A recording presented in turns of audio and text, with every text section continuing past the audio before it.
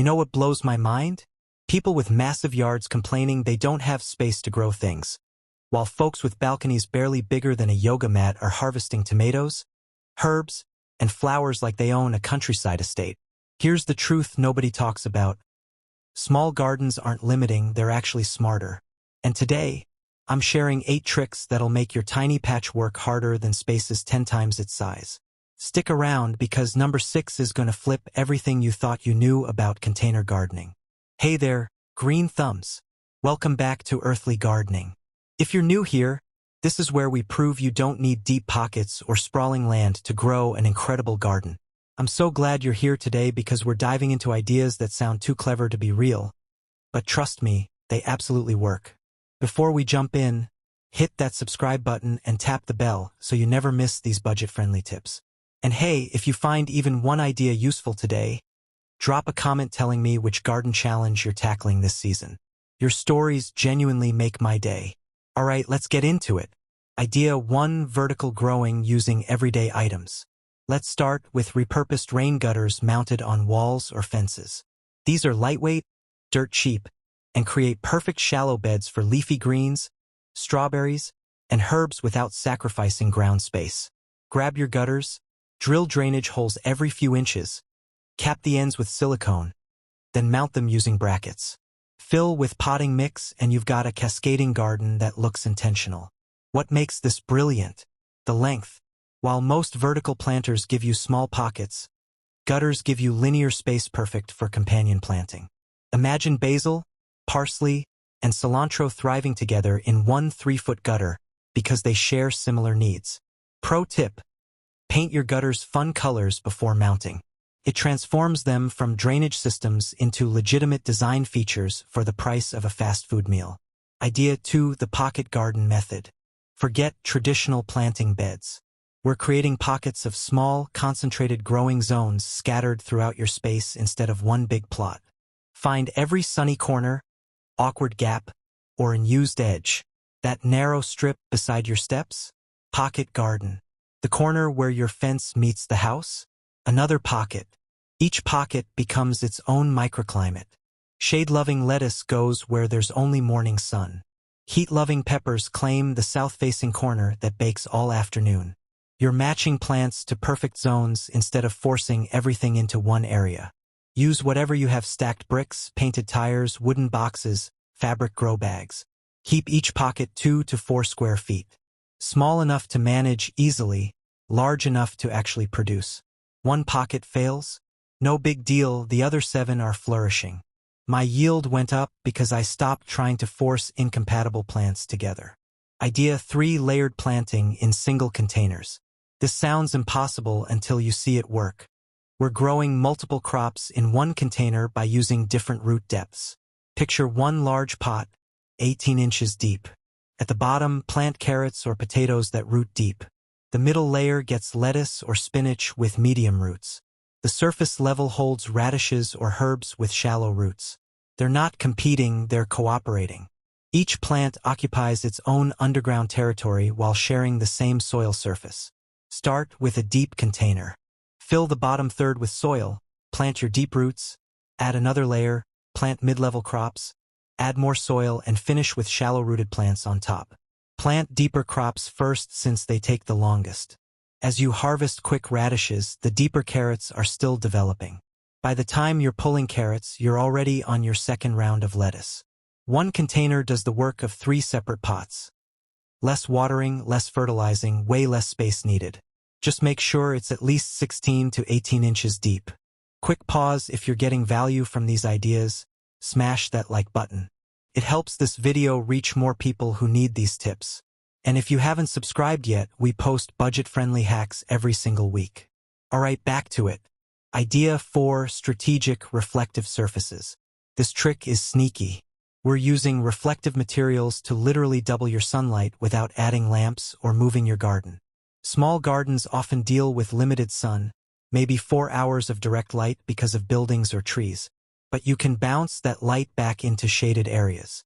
White painted walls, aluminum foil wrapped around cardboard, old mirrors propped strategically, even white stones around plant bases all work. Light-colored surfaces reflect photons back toward your plants instead of absorbing them. Leaves in shadowed areas still get usable light indirectly. Plants don't care if light comes directly from the sun or bounces off a surface. If you have a north-facing wall that never sees direct sun, paint it white or hang white fabric. Position containers in front. Suddenly your plants get front-lit by whatever sun reaches them, plus backlit by reflection. A can of white exterior paint costs maybe $10 and transforms an entire wall. Compare that to actual grow lights at $50 each. Warning: don't overdo mirrors in hot climates. Too much concentrated reflection can scorch leaves. White surfaces are safer. Idea 5: the succession planting calendar. Most people plant everything at once, harvest it all at once, then wonder why they have 3 weeks of abundance followed by months of nothing. Succession planting means sowing small amounts every couple weeks instead of your whole packet at once. The result? Continuous harvest from spring through fall. Instead of planting 20 lettuce seedlings in April, plant 5 in early April, 5 more in mid-April, 5 in early May, and 5 mid-May. By the time your first batch is ready, your second is growing strong. Fresh lettuce for months. This works brilliantly in tiny gardens because you're never overwhelmed with produce you can't use, and you're never without something ready to pick. Less waste too. Keep a simple calendar. Mark planting dates every 10 to 14 days for fast-growing crops like radishes, lettuce, spinach, and beans. For longer season crops, stagger varieties with different maturity dates. I use a cheap wall calendar with color-coded stickers. Green means planting day, yellow means expected harvest. Takes 30 seconds to maintain and has completely transformed my actual food production. Idea 6: companion planting, the triangle method. Alright, this is the one I teased at the beginning. Instead of planting companions randomly, arrange 3 complementary plants in a tight triangle formation within the same container. Each plant sits at a point, roughly 6 to 8 inches apart. Here's a proven trio: tomato at the back, basil at the front left, marigold at the front right. The tomato gets height, basil repels pests and enhances flavor, marigolds deter aphids. They share one 14-inch pot, yet all 3 thrive. Another combination: pole beans climbing a central stake, lettuce at the base enjoying dappled shade, chives on the edge deterring pests. The beans fix nitrogen that feeds the lettuce, and chives protect everybody. Why triangles? This geometry gives each plant maximum root space while keeping canopies close enough to create beneficial microclimates. They shade each other's soil, reducing water evaporation. Their roots occupy different depths, avoiding competition. Choose your triangles based on compatible water needs, similar sunlight requirements, and proven companion benefits. Don't just throw random plants together. This technique has doubled my container productivity while cutting pest problems in half. It's working with plant relationships instead of against them. Idea 7: tiered hanging systems. Hanging baskets are common, but we're creating tiered systems where multiple baskets hang at different heights from a single mounting point. Picture one sturdy ceiling hook supporting 3 baskets, one hanging directly, another suspended 8 inches below, and a third another 8 inches down. 3 growing zones in vertical space that previously held one. Use basic S-hooks and chain links from any hardware store.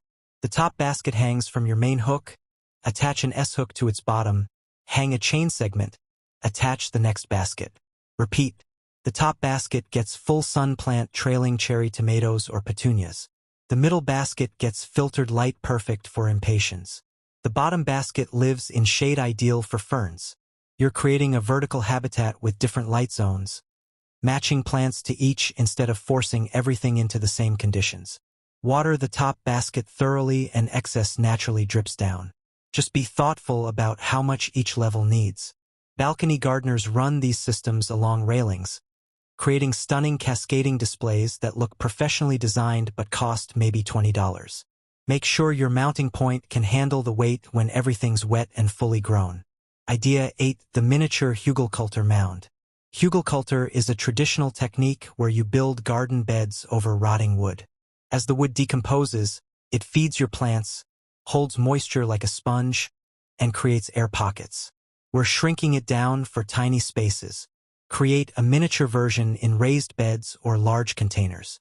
At the bottom, place small sticks, twigs, or bark chips. Next layer, add shredded leaves or straw. Top it with your regular potting mix. Over time, that buried wood decomposes, releasing nutrients and improving soil structure.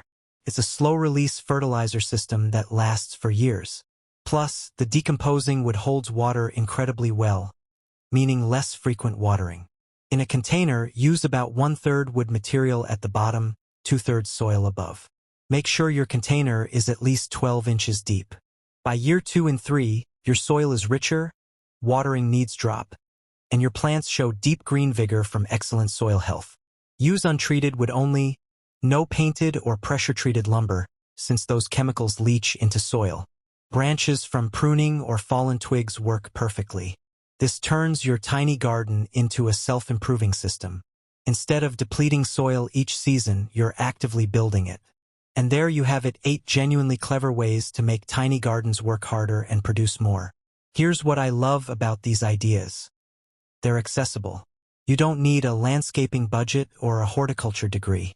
You need curiosity, a willingness to try something different, and maybe a weekend afternoon. Small gardens aren't a compromise, they're an advantage. They force us to be smarter, more creative, and more intentional. And honestly, that makes us better gardeners. Which of these ideas are you trying first? The triangle companion method? Gutter gardens? Drop a comment and let me know. Your questions often inspire future videos. If this helps you see your tiny space differently, share it with a friend who's always saying they don't have room to garden. Let's spread the word that size doesn't determine success strategy. Don't forget to subscribe if you haven't already. We're building a community proving you don't need acreage to grow incredible things. Just passion, creativity, and willingness to get your hands dirty. Until next time, keep growing, keep experimenting, and remember your garden might be tiny, but your harvest doesn't have to be. Happy gardening, everyone!